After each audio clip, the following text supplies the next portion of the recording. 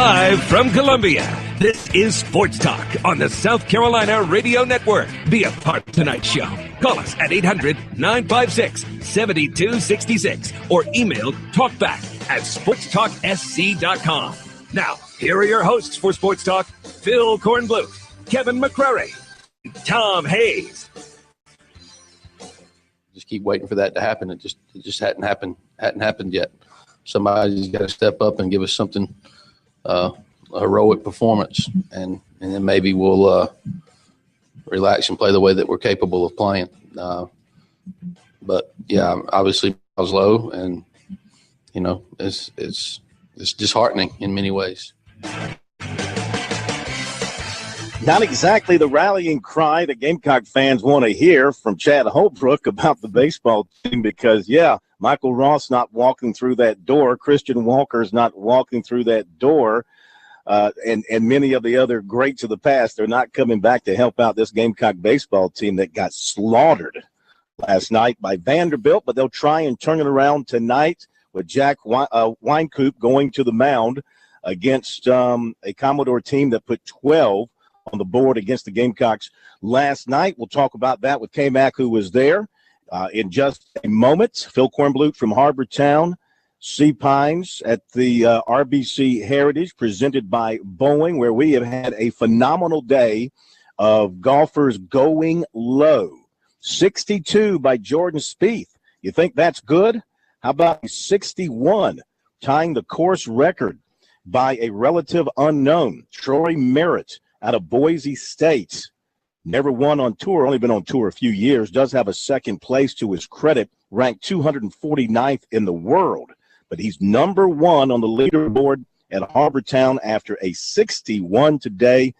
That puts him at 12 under par. He's 4 ahead of defending champion Matt Kuchar and John Merrick. Kuch went out in 66 today playing with Spieth, and they had a gallery. I'm telling you, I watched them come up number 9, which was their last hole, and the spectators stretched from tee to green 3-4 deep, and then even deeper than that once they got to the green. And this was on a Friday. They're expecting tremendous crowds over the weekend to watch this phenom Spieth and some of the other tremendous golfers up on the leaderboard. Graham McDowell, a former champion, is 69. He's in there at 7 under. Jim Furyk, former champion here, 64. He's at 7 under. We'll give you the rundown on the leaderboard. K-Mac, quite exciting day here today. Not so much at Carolina Stadium last night. Oh, no, not at all. Vanderbilt's a very good team, the defending national champs. But if you're South Carolina, a drop is one thing, but just the bottom's falling out for them. In their past 4 SEC games, they've been outscored 50-10. Ooh. 50 runs in 36 innings they've allowed in Southeastern Conference play against Florida in 3 games and Vanderbilt in 1. Unbelievable. I mean, that's unbelievable. And, last night, 7 walks, 5 wild pitches, 3 errors. They only collected 3 hits for the game. Just bad baseball across the board. They're doing everything poorly right now. They're not doing anything well. All 3 phases, bad. That sums it up. We'll be back. We'll give you the leaderboard. We're going to hear from Spieth and from Merritt and a bunch more coming up.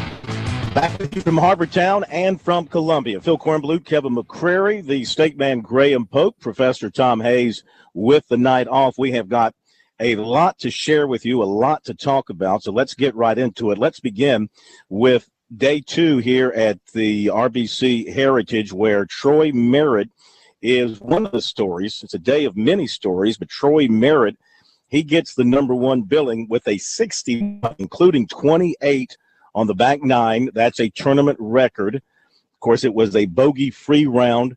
He did not have a birdie putt that he made beyond 18 feet. Everything that he made, his 10 birdie putts were 18 feet or closer. So he was really dialing it in and putting the ball close to the pin. Great round for Merritt, who's a Boise State graduate, spent time on the web.com tour, has a victory there from down in Mexico City. Best finish on the PGA Tour came last year in Memphis. So he's looking for his first victory. And a nice kid. You'll hear from him coming up. Very humble and appreciative of where he is. Matt Kuchar, defending champion, playing with Spieth today, 66. It was sort of like match play between those two because they were knocking in birdie after birdie. Kuchar with a 66 puts him at 8 under with John Merrick, who had a 65. Graham McDowell, the 2013 winner, a 69. He's at 7, along with Kevin Kisner from Aiken. Another good round for him, a 67. And Jim Furyk had a 64 today, puts him at 7 under par. Morgan Hoffman, a 68. He's at 6 under, along with Matt Every, co-leader from yesterday. He had a 70. Louis Oosthuizen, former British Open champion, 67 for him, puts him at 6 under. And we mentioned Jordan Spieth, his 62. That had everybody buzzing this morning when he went out and just started to light things up. Of course, he had a bogey-free round, 62 for him, 9 under par, puts him at 6 under. We'll hear from him coming up. Kevin Streelman, a 65. He's at 6 under. Bunch of low numbers all up and down the board today. Tom Watson, how about Tom Watson, age 65? He birdies number 18 from 4 feet. He makes the cut. That putt got him in for the weekend, and this is his 25th time around here at the Heritage, and he's around for the weekend. The cut came in right at even par, which ties the tournament record for the lowest cut, and Watson with a 70 at even par will be around for the weekend. Some other scores to pass along. Lucas Glover, 67, 5 under. Vijay Singh, a 67. He's at 4. Ben Martin, a 69. He's at 4. Ricky Barnes, a 72. He's at 1 under. Boo Weekley, a 67, -1. Webb Simpson, a 70, -1. Aiken Scott Brown, a 67. He's at 1 under. Bill Haas at 1 under after a 70. Bill McGirt, the same, 1 under after a 70. Sam Saunders, who missed the cut, 69 +1. Russell Henley's going home, a 69 +1. Same with Ernie Els, 73 +2. And Jonathan Bird did shoot a 69 today, +3. So you can tell scores across the board much better today, but conditions were much better. We had some sunshine. Wind wasn't quite as bad. Temperature was in the 70s, so it's much more pleasant for everyone out here today. Coming up, we'll hear from Tom Merritt and also from Jordan Spieth from here at Harbortown. Meantime, another story to tell you about today is Shamik Blackshear, USC football recruit, the defensive end from Bluffton. I spoke with his attorney this afternoon, Thomas C. Taylor, and he said that Blackshear will have a bench trial Tuesday morning at the Bluffton Municipal Court. He is facing a misdemeanor petty larceny charge dating back to February. The maximum penalty, according to South Carolina law, upon conviction is a fine of not more than $1,000 or imprisonment of not more than 30 days at the discretion of the judge.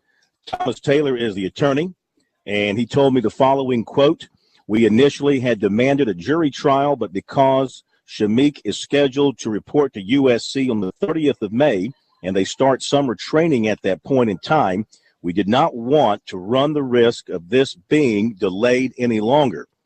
We have asked for what is known as a bench trial or a trial by judge, and that will happen next Tuesday morning. We did not want any further delay. We just need to get this done and get this behind him. This young man deserves to be exonerated and hopefully will have the case put behind him by Tuesday. End of the quote. Now, last night, I reported that a source familiar with the situation with Blackshear indicated that he had doubts that Blackshear would be able to enroll at USC this summer because of this case and other issues with the player. Now, this source was not speaking in any official capacity, and we made that clear last night. The attorney, Taylor, is optimistic he will be able to join the Gamecocks this summer. Here's the quote: "We have pled not guilty, and we intend to put on a vigorous defense. He intends to vigorously defend the case on Tuesday. Certainly, if he is found not guilty, there is no reason in the world he should not be completely looked upon by every person in this state as not guilty and welcomed at South Carolina." End of the quote. The hearing or the trial is set for 9 a.m., and ordinarily, according to Taylor, the judge would render a decision the same day unless there are some mitigating circumstances. Blackshear was charged with stealing about $1,400 worth of items in a safe and purse he allegedly took from a home he was visiting on February 7th in Mill Creek. He has said he wasn't there. He has said that he was with his girlfriend.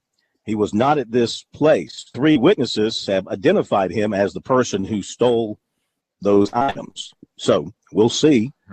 We'll see what they say in court and what the judge determines here, K-Mac. Yeah, I mean, he said a lot of things. It's been kind of bizarre following this from a distance, but Shameik Blackshear has not come off looking very well, at least on the outside looking in, and there's not a lot of really positive things being said about him lately. And, you know, maybe he's somebody that can get it together, but, you know, maybe after spring practice, Steve Spurrier and Lorenzo Ward and John Hoke feel better about the guys that they have to where they don't have to take a chance on somebody like Blackshear. Maybe a tremendous talent, but sometimes guys like that, they can be disruptive. And, you know, and look, everybody deserves their day in court.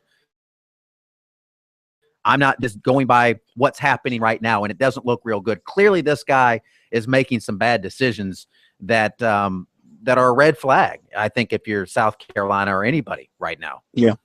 Well, if indeed he did this, yes. Again, you have to presume his innocence until. But yeah, he put himself in a situation, though. I mean, and let's face it, Corn, you've heard the same things I have. I mean, there's some people in that area where you are now in the community that say, hey, this guy, you know, doesn't have the best reputation right now. And your reputation precedes you. And, you know, perception isn't always reality, but you got to ask the question, why is that perception out there about this kid right now? Well, why is he being accused of something like this? How many of us have ever been arrested and accused of stealing something?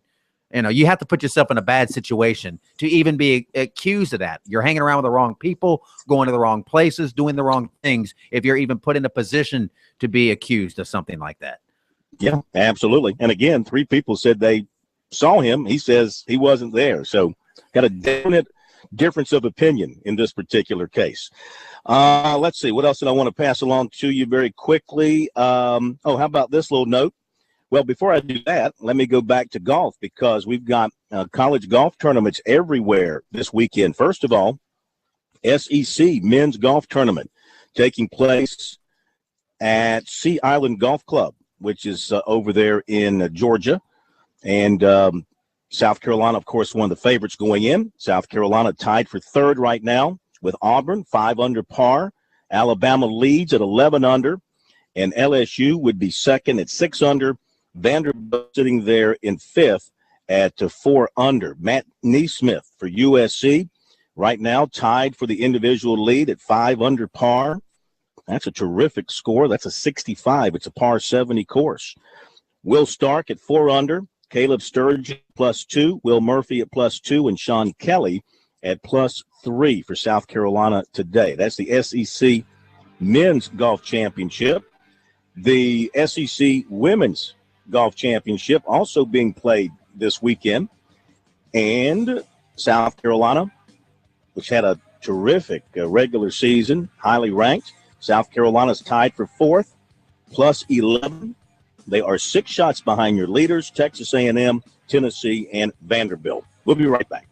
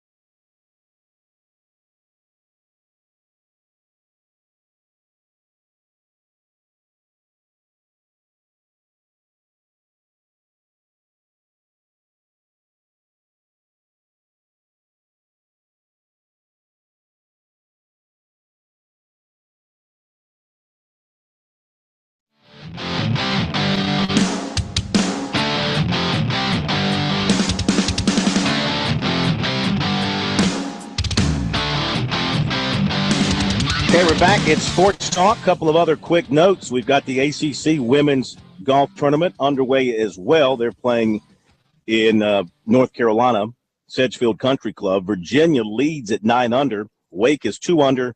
Clemson is 7th at 7 over. The qualifying for the Food City 500 at Bristol is over. Matt Kenseth wins the pole, 128.632, followed by Brad Keselowski, Carl Edwards, Kevin Harvick, and Denny Hamlin. That's your top 5. Joey Logano, Kurt Busch, Casey Kane, Paul Menard, Jamie McMurray. Round out your top 10. Dale Jr. qualified 13th. We'll have the full Monty on NASCAR coming up for you a little bit later on. 800-956-7266 is our number. Let's jump to the phones, and we go to Vern in Bluffton. First up tonight here on Sports Talk. Hey, Vern, how are you? I'm good. Put McCreary on. That's his name. Put him on. That's my name. I am on. Yeah, you on. Why don't you just wait to see what the coach system say? No, you've been dogging this young man ever since you heard about he's supposed to have stole something. You don't know. I don't know. Okay. I never claimed. Young 18-year-old. I never claimed that. Yeah, young 18-year-old that was arrested and has been charged with a crime, right? Well, that don't mean he's guilty. No, it doesn't. I didn't say he was. Did I ever say he was guilty? Yeah, you talk about all cancer last. When I first heard you saying on the radio, he just like a cancer in the locker room. I didn't say that. Just like everybody I didn't say he was. I said it could be. If you have a guy that has baggage and issues, they can be a problem for a locker room. Can they not? No, the coach got baggage and issue, and they still got the job. You forgot about G.A. Mangus? What happened to him 2-3 years ago? Mm-hmm. He still got his job. Okay. He committed a crime. I don't know what G.A. Mangus has to do with this discussion. He got everything to do. He wanted to coach it at the right. Why don't you give the brother a break? Give him a break? That's all you got to do is wait like I wait. Give him a break. I mean, I don't think that I've been unfair to Shameik Blackshear. I haven't convicted him. No, not at all. No, not at all. I mean, is he not responsible? Is he not responsible at all for being in the situation he's in? How is that my fault? Did I accuse him of a crime? It was your fault. He may not be guilty. He may not, and if he's not guilty, then he'll be exonerated and off he'll go. But the bottom line is, right now, he's facing something. Exonerated, he's found another school to go to. If he's not guilty, I hope he's exonerated as well. I hope the guy. Hope he found another school to go to. What is South? So it's South Carolina's fault that he got arrested now. It's the university's fault. There's a lot of blame going on here. Is it my fault? Is it G.A. Mangus's fault? Whose fault is it? It's not his fault, apparently. Well, whose fault is it? Got baggage sorted players. Well, yeah. Well, we all have baggage, but we don't. Exactly. But we're not all arrested. We're not all charged with a crime. Let's chill. Okay. I'll chill, and we'll see what happens. I got sons and stuff. I got young sons like that. Give them a chance. Okay. Well, are your young sons? I mean, if you're charged with a crime. That's just it. I mean, Corn, this is what I don't understand. When people are charged with a crime, what are you going to do? I mean, I didn't charge the guy. I'm not saying he's guilty. That's for this judge to decide on Tuesday. But you're going to react when somebody gets arrested. That's the bottom line. That's our job. Yeah. That's our job on this show, to react and report on things that happen. So give the kid a chance on Tuesday. We'll see what happens, and we'll move on from there. Thanks for the call. Back in a moment.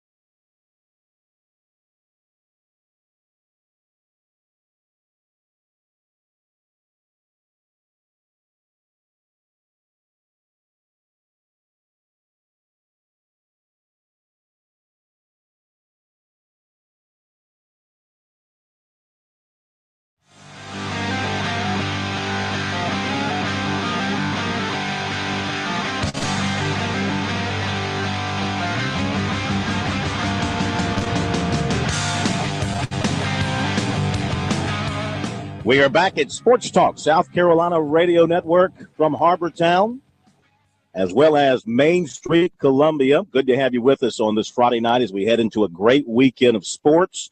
Of course, the golf here, baseball all over the place, racing at Bristol. A lot of great stuff going on, a lot of great stuff to talk about. We're going to hear from Jordan Spieth coming up in just a moment. He's not the leader here, but he got everybody excited with his performance today, 62. Of course, that was bettered later in the day. He went out in the morning, and then this afternoon, Troy Merritt goes out and shoots 61. We had a 61, a 62, a 64, a 65 in there. Some great scores fired today all over this golf course. And with the weather conditions like they were, and the wind is as benign as it can be around here, it made for great scoring. And we'll see how things shape up tomorrow as we go into round number 3, moving day, as they like to say. Let's see. What else I want to pass along to you? Told you about the golf. Oh, this little note on Clemson football. Clemson reportedly has added Akron to the 2020 football schedule.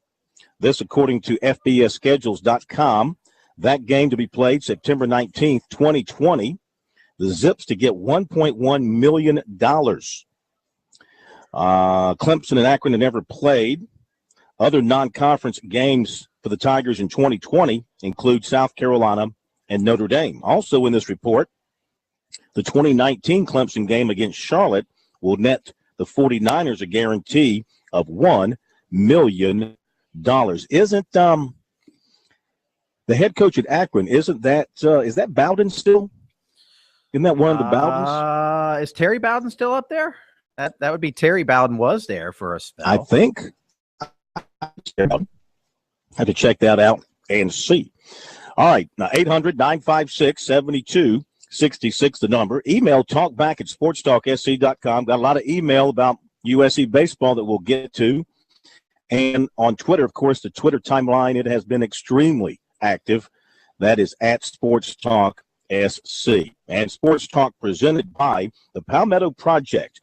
Call 888-998-4646 to enroll in a health plan and avoid paying next year's tax penalty. Again, that number, 888-998-4646. Jordan Spieth, the talk of the golf world, after what he has done this year, after what he did last week at Augusta, what he's doing so far here at Harbortown. After a 74 yesterday, he goes out and shoots 62 this morning, has a bogey-free round, and the gallery around him it's Tiger-like. I mean, it's Rory-like. He's got that kind of following now from golf fans all around the world, and especially right here at Harbortown. They love him. They're following him everywhere he goes. And after his round today, he talked with the media about getting back on his game and going out and shooting that 62. The difference was I found a little something in my ball position on the range, and it got rid of the slice. So it was actually, I also transferred it into my putting, and I got through the ball a little better. Was there a huge difference in energy level today, or was it all about just playing better golf? That was just better golf. I mean, I told you guys yesterday, no excuses. I mean, I just played poorly, and I obviously would have liked to have been more prepared. That wasn't the case, but I got here and didn't get the basics down first when I started hitting balls yesterday and transferred to the course. Today, went back to just trying to get posture, ball position, hand position, and tempo down, and struck the ball quite a bit better with 15 greens, and a couple of those were close or ones that I almost played them to be on the side, given a mud ball or something. You played, Nat was playing well. That helped. Yeah, definitely helps. Yeah, for Cooch to be leading and to play along the leader and see what he's doing, it helps to feed off that. Hole looked bigger out there with the putts he was making, and I was just trying to keep up. At one point, I said, Mike, let's just try and catch Cooch now. This is a great round going, but if we start being happy with that, then that's when we start making pars or even worse. And if we keep our foot down and play our game, let's go catch Matt. And we got a couple strokes on him at the end, which is nice. Mike said 62, how did you get better? Yeah, I had a chip in and made a couple mid-range putts. So, here and there, but I did hit a 3 or 4 or 4 or 5 really good putts that I thought were in, and especially are just missed. So, it had potential. Certainly, I also had a couple wedges that I kind of just laid the face open. But all in all, I'm not going to complain about today. One more aside from the thing that you found, get a good night's sleep last night. Not really, yeah. Turnaround. Not as much as the night before. I mean, I was up before 6 o'clock today, and yesterday I slept heavily till 9:30. So, no, it wasn't as good a night of sleep, but I guess any rest is good rest. I felt the same today as yesterday, just played better. Feel good with a lot of momentum going into the weekend. Yeah, sure. Yeah. I mean, I saw a lot of today. I haven't had a lot of practice out here yet, so I'm getting to know the course and the greens and the nicks and knacks and the rough better. So at this point, I'm going to try and make a move on moving day, get myself maybe in the last couple groups, and have a chance on Sunday. All right, Jordan Spieth. Boy, wouldn't folks love to see him in the last group on Sunday with Kuchar or McDowell or any of the big names, man? That would just really elevate the emphasis here in terms of the viewing public on Sunday. And, of course, the crowds are going to be really big this weekend. This 62, Spieth ties his PGA best. His other 62 came last year. And that was, let's see, his other 62 came, in 2013 at the Deutsche Bank Championship. So that equals his career best. Another note of interest here, and this has been kind of strange. Normally here, because of the weather conditions, and in particular the wind, the morning scoring is much better than the afternoon scoring. I'm sorry. Yeah, that's right. The morning scoring is much better than the afternoon scoring. In round 2 today, the morning scoring is better than the afternoon scoring. This tournament, it's been the opposite in both rounds. The afternoon scoring today averaged 69.11. This morning was 7.18. So that's a stroke better in the afternoon than the morning. That's very unusual. But the same thing happened yesterday. The afternoon scoring yesterday was 71.2. The morning scoring was 72.5. So it just tells you, the wind has been cooperative, and it hasn't been a big problem for the golfers in the afternoon as it normally is. So just very good scores, makes for exciting golf, and people are really excited about what is coming up here this weekend at Harbortown. As they should. All right. 2 Gamecock baseball came back. Tonight, Wynkoop goes to the mound. Who does he face against Vandy? And can he himself stem the tide? Well, can he himself stem the tide? Well, they're going to have to score some runs eventually. I mean, that's going to be kind of important. I have to score at least 1 run to win a baseball game. Last I checked. I'm no Doubleday, but that's pretty important. Yeah, Wynkoop's going to face Walker Buehler, who's 3-0 with a 2.41 ERA. Did you say Buehler? Buehler? Anyone? Buehler? But yeah, they just have to. They have to play better across the board. It's not like they're getting good pitching and just struggling offensively. Their defense needs to get better. Everything. I mean, they have to up their game. I don't know what the issue is, and I don't think Chad Holbrook does, quite frankly, either. He's just hoping that somebody steps up and they pull out of this funk. And there's only so much he can do. And he said this last night. He can't go out there and swing the bat for him. He can't go out there and make a play. He's trying to put different guys in there and push the right buttons. But at some point, somebody has to step up, drive a ball out of the ballpark, dive and make a catch, make an out, strike somebody out, make some kind of play to get them going. And it just hasn't been happening now for a few games, 50-10 over the past 4 games. I'll say it again, 50-10 over the past 4 games in the SEC. We'll be right back. Braves Report coming up with Mike Morgan.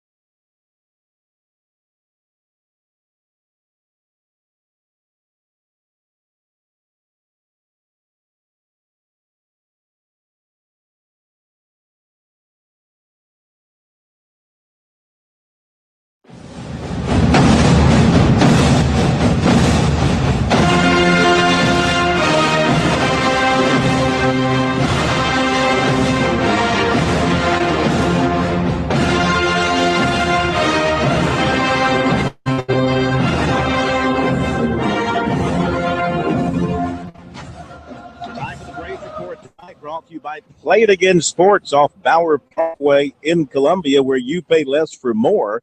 By Founders Credit Union, helping South Carolinians attain their financial goals. And by Mattress by Appointment. Simply make a phone call. It's real simple. You make the call, you save up to 50 to 80% on premium mattress sets at numbers 803-530-8549. Mike Morgan joining us from St. Louis, where he's off to see the Cardinals tonight and do a little college baseball tomorrow. But the Braves have crossed over the border to go interleague against the Blue Jays. Set that one up for us there, Mikey. Well, it's an interesting series. Toronto is, I think, maybe the best hitting team right now in Major League Baseball. The lineup is extremely scary. When you look at it, there's just so many guys that can hit home runs. So this will be a great test for the Braves pitching staff. The good news is you've got your top three arms on the mound beginning tonight with your ace Julio Teheran. So what's going to give? Is it going to be the Braves' top pitching, which, again, has been very stellar up to this point, or is it going to be the best lineup in baseball? It just gets the better of it. I think we'll find out starting tonight in this first game, which, by the way, starts at 7 minutes after the hour. I never really thought about that until recently and found out that's because they play not one but two national anthems for the games in Toronto. Very nice. I want to turn our attention to the Gamecocks since we've got you on the line with us. And, of course, you called USC baseball for many years. You've done a lot of SEC baseball this year. You've seen the Gamecocks in person. What's your reaction to how things have turned for this team at this stage of the season? Well, I was talking about this on another show a couple weeks back. I've only had South Carolina once this year, but the thing that stood out to me right away, and just kind of talking to some folks close to the program, it's not a potent lineup. And I know they've had some pitching issues as well, and that might be a little harder to explain. My opinion of Jerry Myers, that he's still one of the top pitching coaches in the country. But sometimes your guys just don't come through. I don't think that's coaching as much as it is performance. As far as the team overall, it reminds me a little bit of 2005 when all of a sudden Ray lost a lot of his bats. They just couldn't generate runs. No matter what you do with the lineup at that point, it's just not going to change. You've got a doubleheader tomorrow. You get to see that very good Missouri team, which has really been a huge surprise, not only in the SEC, but nationally with what they've done so far this year. I think they've been as good a story as anybody in college baseball.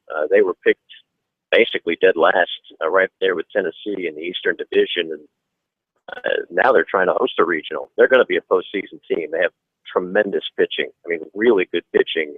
And if you wanted to find an example of a team that can win games without scoring a lot of runs, because they're near the bottom in most offensive categories, but their pitching is so good, the hitting has been timely, and that's just been the winning formula. And it's not a fluke at this point. They played too many games for it to be considered a fluke at this point. Okay, Mike, thank you very much. And you're right. You get to this stage of the season and you win the number of games that Missouri has won the way they have with their pitching. It's by no means a fluke. You have to be considered a legitimate contender for the SEC division title, and also when you think about the SEC overall championship. All right, Mike Morgan, our Braves report with us tonight here on Sports Talk. Duke and Clemson K-Mac supposed to start at 6:30, but rain.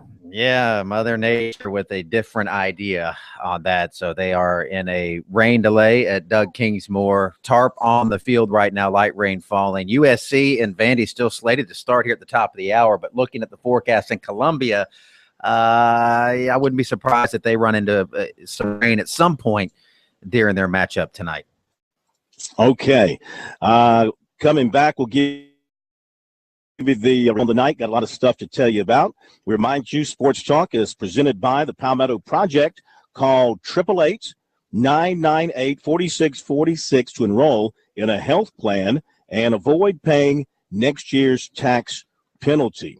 Okay, Mac, you get your taxes in on time the other day? I think so. I hope so. Yeah. Just under the deadline? Yeah, I did mine earlier. I got mine filed and done. Actually, the CPA of the McCrary House did it. That's my wife. Yeah. I wouldn't trust you with the figures. I Yeah, she's I'm better afraid at carrying. She sees me counting in on my fingers, and she realizes that it's probably not the best idea to have me doing the taxes. I'm afraid that the revenuers would be knocking on your door to question a few things in your return. Sure.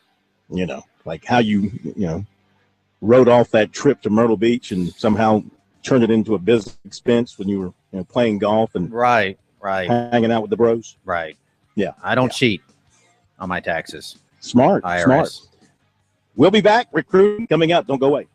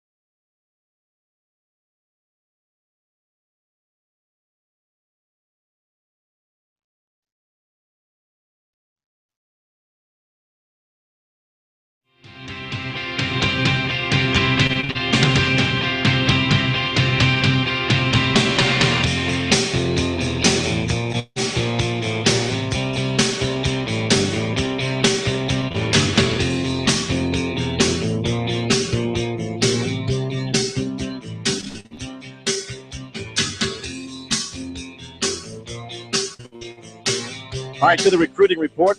Once again, the story we had earlier about Shamik Blackshear will have a trial by judge this coming Tuesday morning at 9 o'clock. So we'll see what happens in his situation after that. Some other football notes. USC commitment receiver Kyle Davis, Decatur, Georgia, picked up an offer from Alabama on Thursday. Tell you what, Gamecocks going to have their works cut out for them. Hanging on to him. I mean, he's certainly somebody that you got to fight tooth and nail for and try to keep. A lot of people offering him Alabama the latest. USC offered linebacker Michael Divinity of Marrero, Louisiana. Linebacker Elise Mbembasse, 6'3", 252 of Athens, Georgia. Make that 232 of Athens. Offered recently by USC. Has some interest in the Gamecocks, though he doesn't have them in his top 8. The top 8, Wake Forest, NC State, Ole Miss, Tennessee, Michigan, Alabama, Auburn, and Oregon in no particular order. But he's been in touch with South Carolina. He hasn't visited there yet. He'd like to visit there sometime this summer. He had 87 tackles and 5 tackles for loss and 3 sacks. USC also has offered 2018 defensive end Justin Maskell of Snellville, Georgia. Basketball, 6'6" Malik Ellison of Burlington, New Jersey, had originally planned to visit USC next weekend, but that visit has been moved up to this weekend. He's the son of former Louisville star and NBA #1 draft pick Purvis Ellison. He confirmed this afternoon that he is coming in this weekend. He's already been to Minnesota. He's had interest in Georgia Tech and Wake Forest and was offered today by Pittsburgh.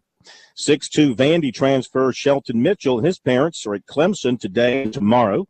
Played 1 season at Vandy after originally signing with Wake Forest. He's also been strong on Clemson since coming out of high school in North Carolina. He's also considering NC State, East Carolina, and Charlotte. 7-foot center Connor Clifford of Saddleback Junior College, California, who's been to USC and Washington State, will visit Utah this weekend. According to his coach, that's expected to be his final visit, and his coach said he expects a decision next Friday. USC commitment 6'11" Trayvon Bunch of Racine, Wisconsin, has not yet signed his letter of intent, according to his coach at Score Academy in Chapel Hill. Coach Tony Taylor said there is no problem here, and Bunch should sign the LOI within a few days. Rick Lewis of PhenonHoopReport.com said USC is among the schools to contact UNC Asheville transfer 5'11" Andrew Rousey. He played 2 seasons there, averaging 20 points and 19 points in his 2 seasons, and he made 208 three-pointers in that span. Tennessee, Vandy, NC State, Cincinnati, Duquesne, and Marquette have also reached out to him. And Clemson has an in-home visit Sunday with 2016 6'4" guard Eli Wright of Owensboro, Kentucky. All this transfer in college basketball, it's driving me crazy, because players are just coming out of the woodwork, going from one school and trying to go somewhere else. We'll talk about that coming up in the next hour. Don't go away.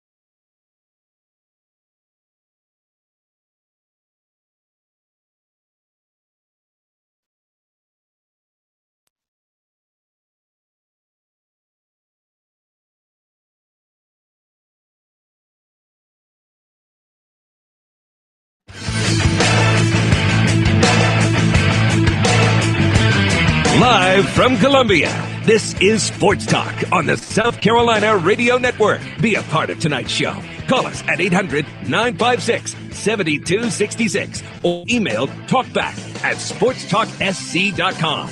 Now, here are your hosts for Sports Talk, Phil Kornblue, Kevin McCrary, and Tom Hayes.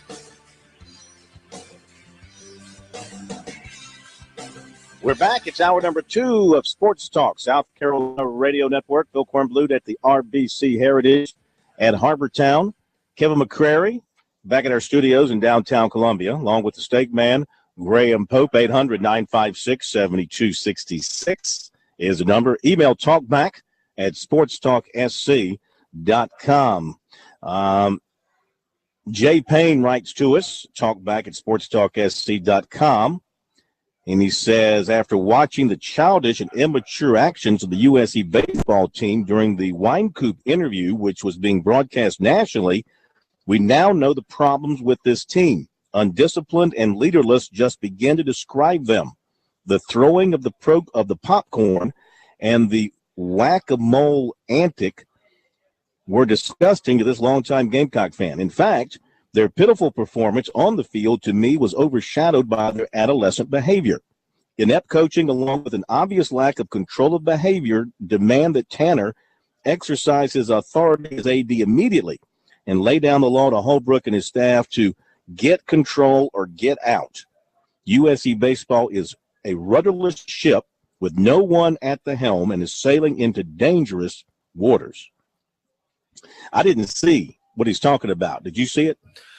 No, I heard about it. And, I actually saw some discussion about it on social media during the game last night. But, watching from the press box, I didn't notice any of that stuff. It's usually things that you can pick up more on the television broadcast. I'm losing the way the Gamecocks are losing now and in the fashion that they're losing. Every little thing is analyzed and microanalyzed and dissected. And, those shenanigans like being flamboyant in the background during interviews during the game on television, those are all funny and amusing when you're winning games, but when you're losing 12-0, fans get irritated by that real fast. And when you're chirping and talking and you're winning a game, people like that, and it shows that you have a little resilience and a little backbone. You're not going to back down from anybody, but when you're losing, it just sophomoric and stupid. So that's the fine line between winning and losing.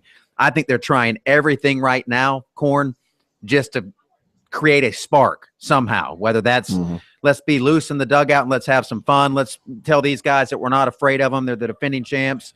Let's get everybody fired up. Nothing is working right now for the Gamecocks. And I don't know what to say. I don't think anybody really knows what to say. It was surreal at that game last night, Corn.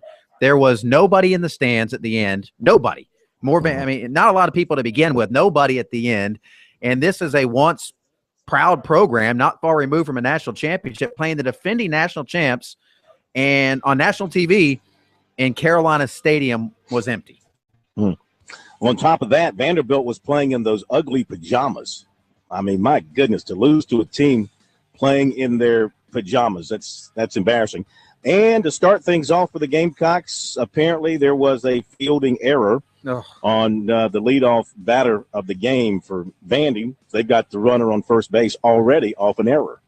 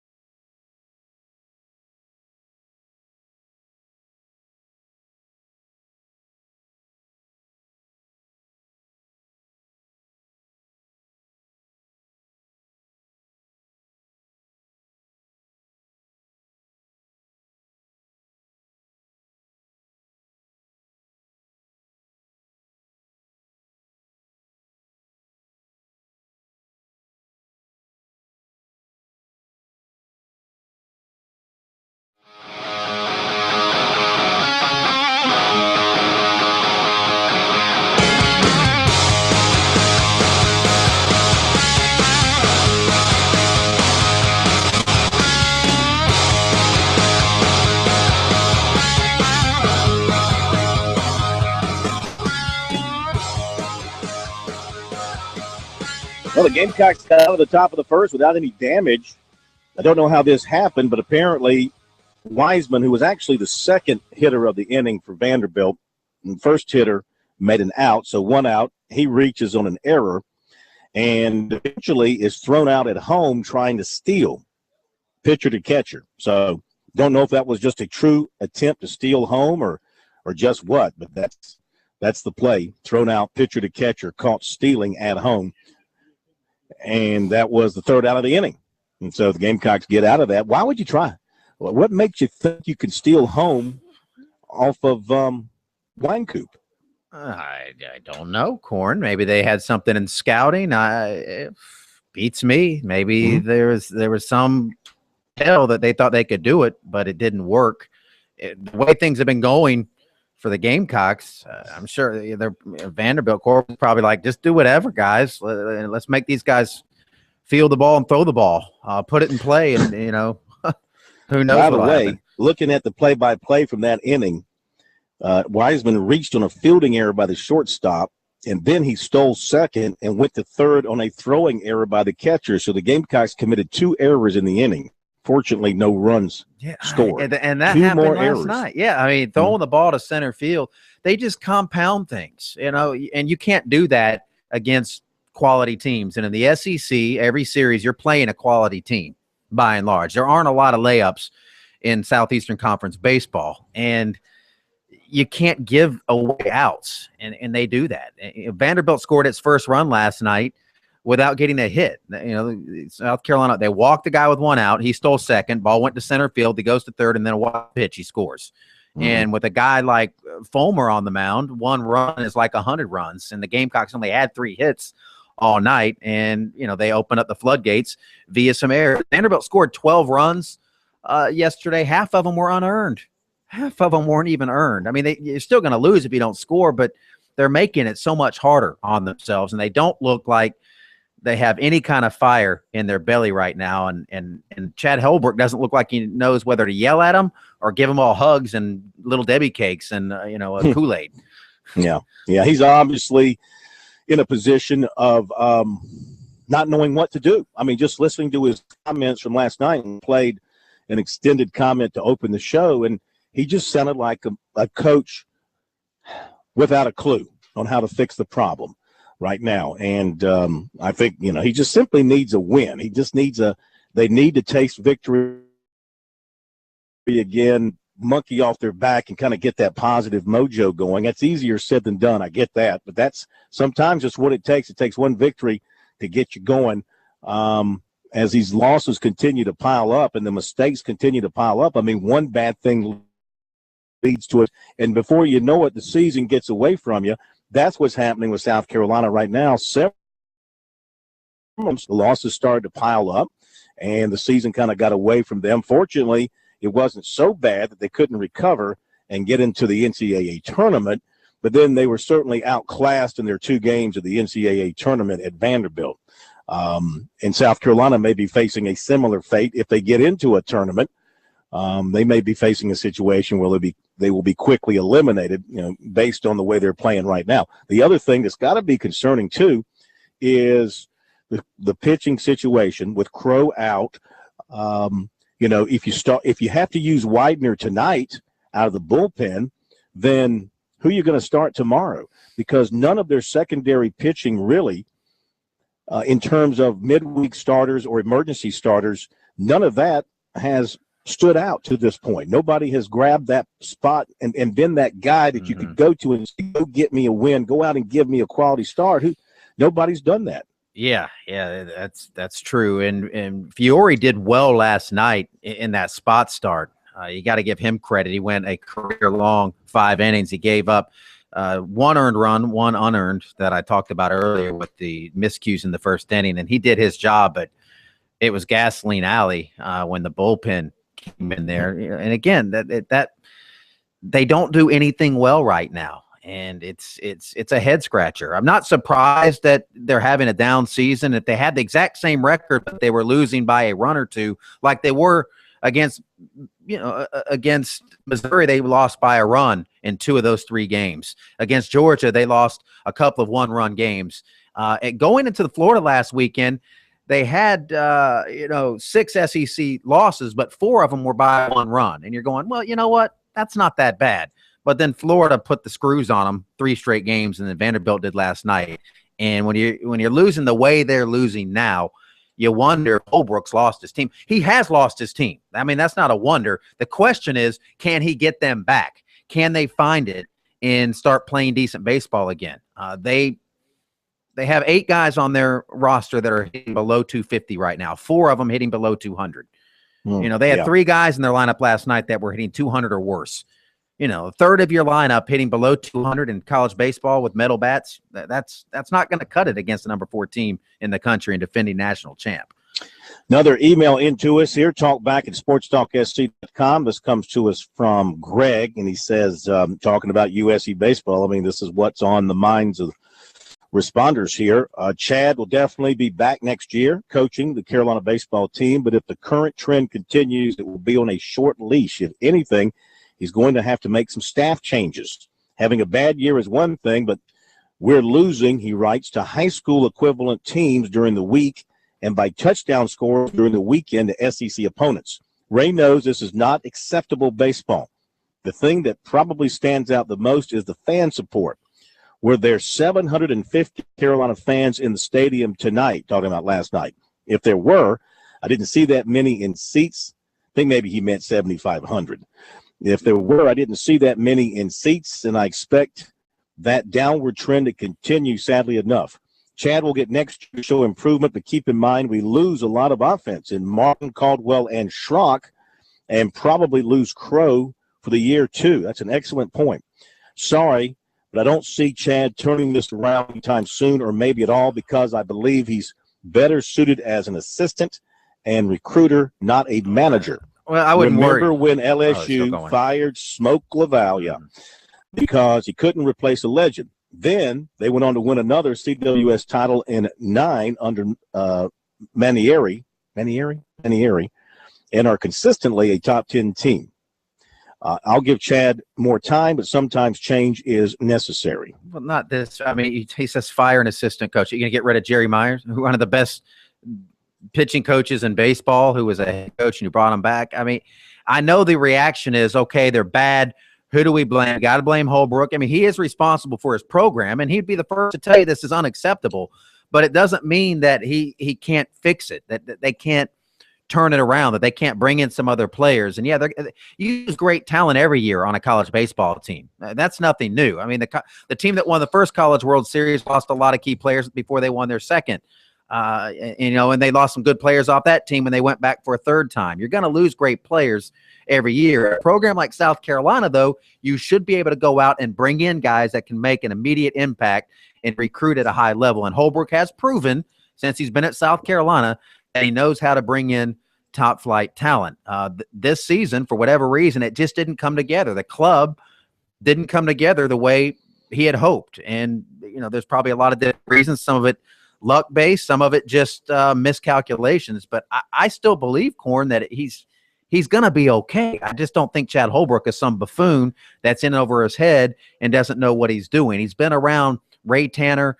He's been around Fox at North Carolina. This guy is good. He turned down the Tennessee job to stay at South Carolina. I don't think he's a bad coach. I don't believe that to be the case. Yeah, I agree with you. I think you got to give him a chance to fix it. Just like we said with Jack last year, he built the program to such a high level. Jack did. Ray built this program to such a high level with Chad's assistance here the last few years. It's hard year after year. Ask any of these longtime baseball coaches who've had powerhouses. It's hard to meet that standard every year. But when it drops, they deserve the chance to get it fixed and get it back right. And certainly Chad deserves that chance to get this situation turned around, and he's got to have confidence that he will. We'll be right back.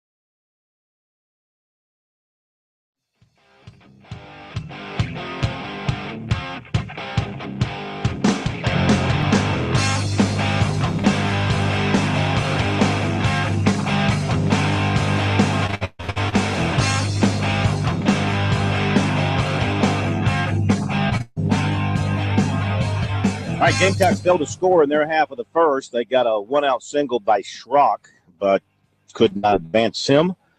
And so they go to the top of the second. Already 2 men are out, and it's a scoreless game between South Carolina and Vanderbilt over at Carolina Stadium. Coming up, the full Monty on NASCAR, talking about this weekend at Bristol, where Matt Kenseth won the pole, 128.632. Bristol, of course, always a highlight stop on the circuit with all the wrecking and banging and grinding and the tempers flaring, everything that NASCAR wants to see from their guys and their lady tends to happen at Bristol on that cement track there. I love watching races at Bristol. I'd like to go. Never been to a race at Bristol, K-Mac. That'd be a nice bucket list sporting event. That's one thing I'd like to go see is a race at Bristol in that bowl, 160,000. Where you're inhaling the fumes because the fumes have nowhere to go. It's in a bowl setting. It's almost like having a roof on top. Yeah, all part of the experience. You are experience. getting intoxicated off the gas fumes. Yeah, I mean, that is a neat track. All those, that one where you can sit there and see the whole track. That's one thing I like about Darlington, where you can see the whole track. When you're at those bigger tracks and the cars disappear and you're trying to find a monitor, it kind of takes away from the experience. But that track would be an awesome place to go. Roam around infield or in the stands, anywhere. Yeah, the thing is, your ears, at least when you're at bigger tracks, mile and a half, your ears get a little break when they're running in a pack, and it takes a while for them to spread out and get the noise constant. But at Bristol, there's no break. I mean, your ears are ringing. You have to wear the the phone. I mean, I don't know. Every race that I've been where I've sat in the stands, I've always had the headphones where you can listen to the radio. Yeah, I just wear. I used not to wear earplugs, and boy, smoking a terrible mistake. A cigar. Pope just called me a tool. I mean, first of all, it's a twofold process. You can, you cover it. It protects your ears, and you can listen in on the radio of the cars. He doesn't understand the nuances of racing. Okay, I bring in the radio. I bring in a lot of alcohol because you can bring in as much of anything you want. You just bring in like a picnic. That's the great thing about NASCAR. You can bring in a bow box and a bottle of liquor and whatever. Just have at it. So yeah, and NASCAR is a great bang for your buck experience in the sports world. I would advise though anybody to go wear the headset or wear earplugs because I used not to wear earplugs and my ears would ring for 3 days after a race, especially when you try to go to sleep and you close your eyes, you put your head on the pillow and you hear this beep just going in your ears nonstop because your eardrums are still vibrating from all that noise. I was listening to NASCAR radio a couple of weeks ago, and one of the hosts was talking about, I think it was a caller that suggested they do something about the noise, about putting some kind of mufflers or something on these cars to reduce the noise, to make it more attractive to people who are turned off by the noise. Yeah, kids. And he didn't totally disagree, but except, you know what? Part of the allure of NASCAR is the noise. Of any kind of car racing, part of the allure is the noise that the machines make. We'll talk to Monty Dutton. The full Monty on NASCAR is coming up.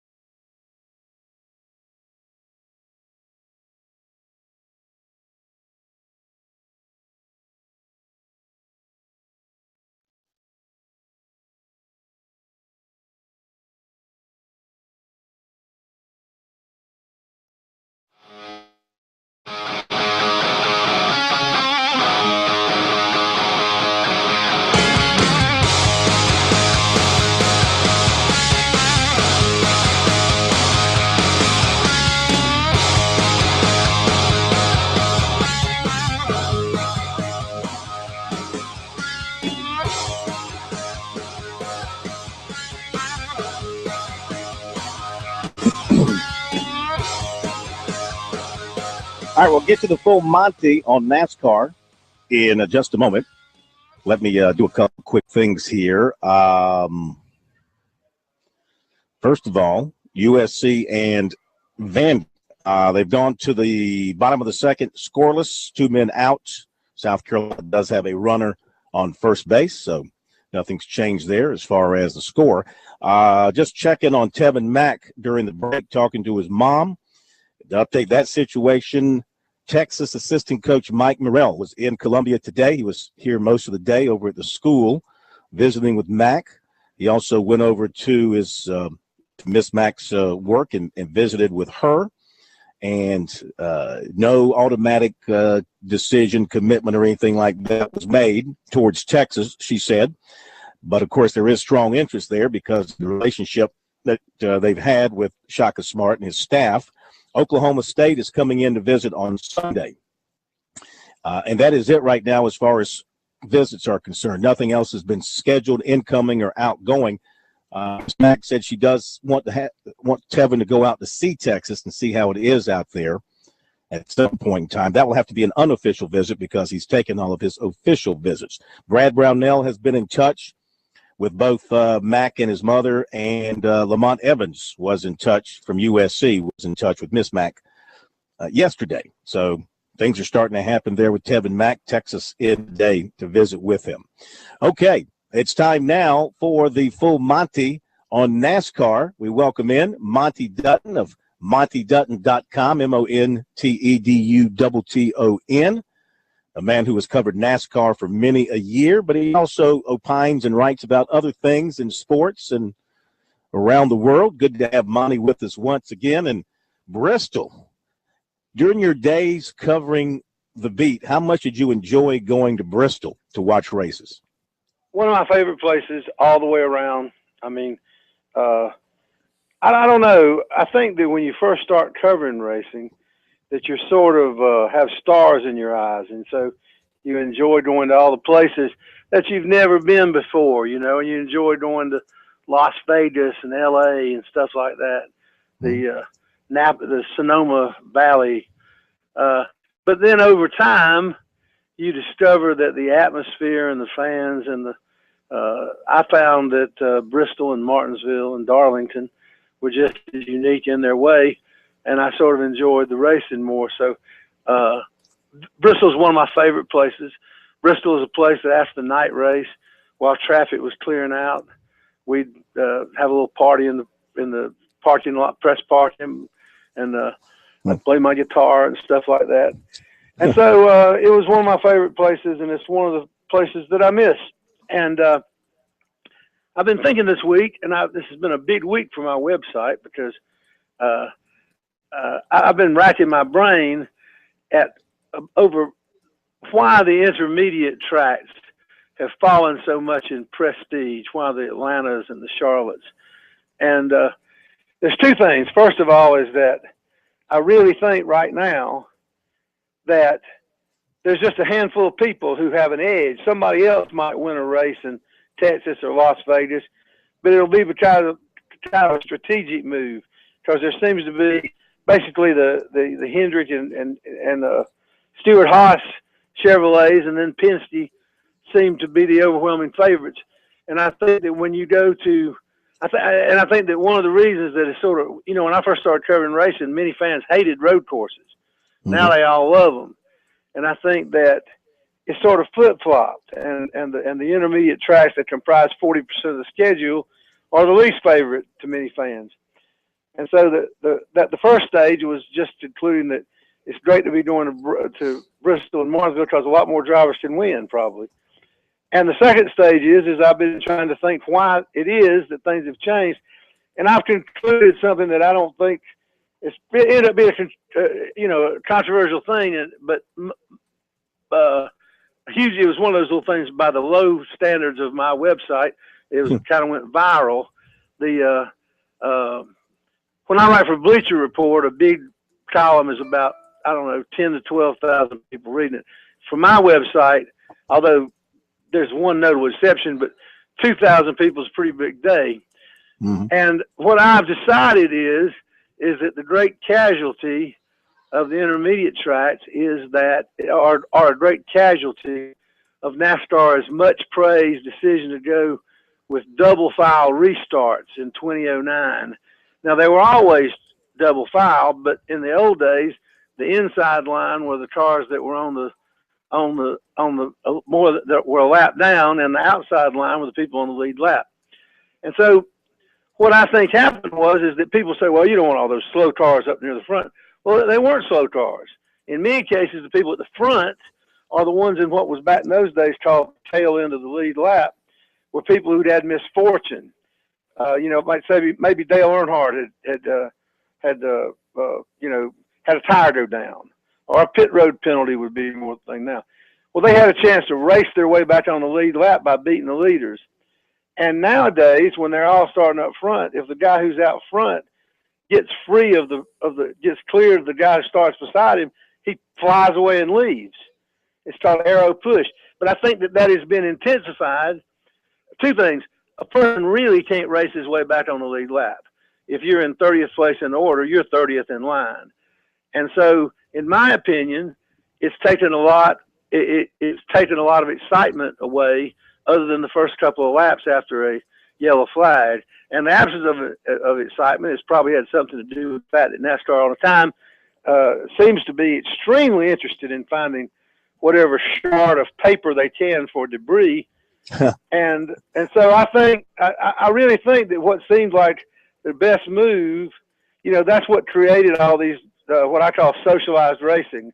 The fact that you give wave arounds, free passes, and that's because it's impossible to race your way back on the lead.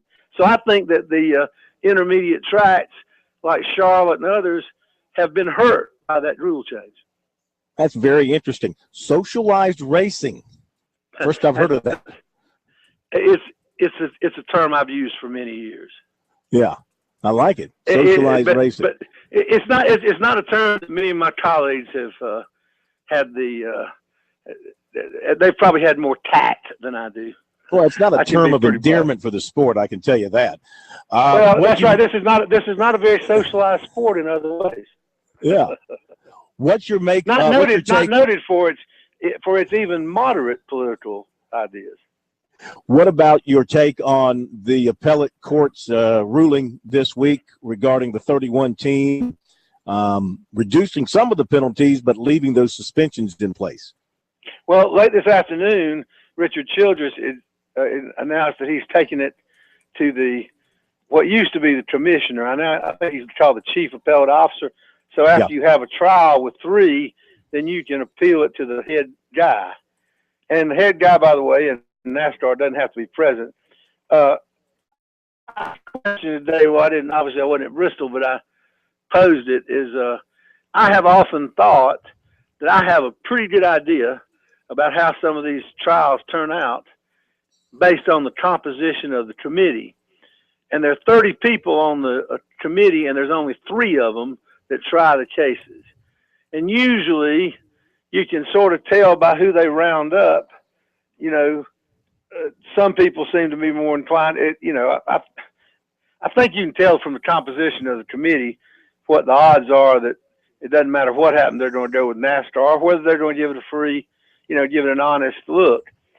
And one of my questions is out of these 30 blue ribbon people, I'll bet you that 20 of them have never tried a case, because most of them are just names, but it seems like they just get 3 guys from around Charlotte, and maybe, I'm just saying, that format is pretty easy to manipulate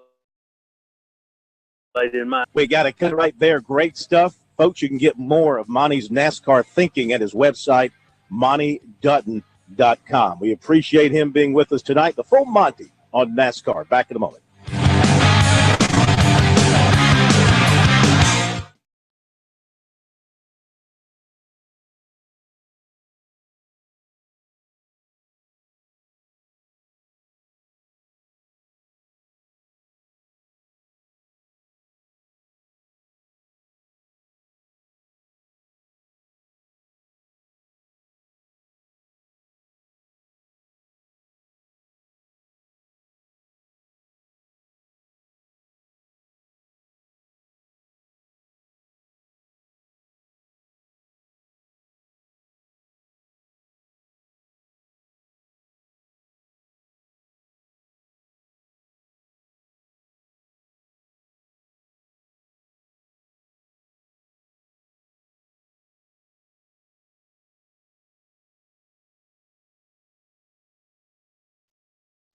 Well, we started off nicely. We made it to the first tee box. It's always a good start to the round. But I hit my driver a little.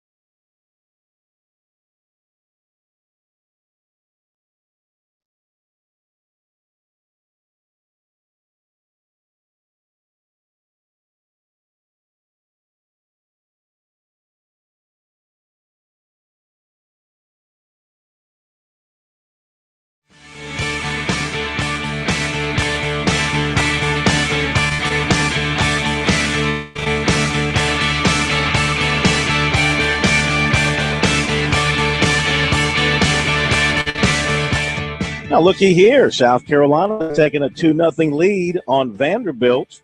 They have a 2-run homer from D.C. Arendas to left field. And South Carolina with the 2-0 lead on Vandy. 2-5-2 for the Gamecocks. They are hitting the ball. 2-5-2, 0-1-0 for Vanderbilt at this point. All right, to wrap up things from Harbortown today, what a great day it was. Some great scoring. No one better today than Troy Merritt, a 61 that ties the course record, a 28 on the back that sets the tournament record.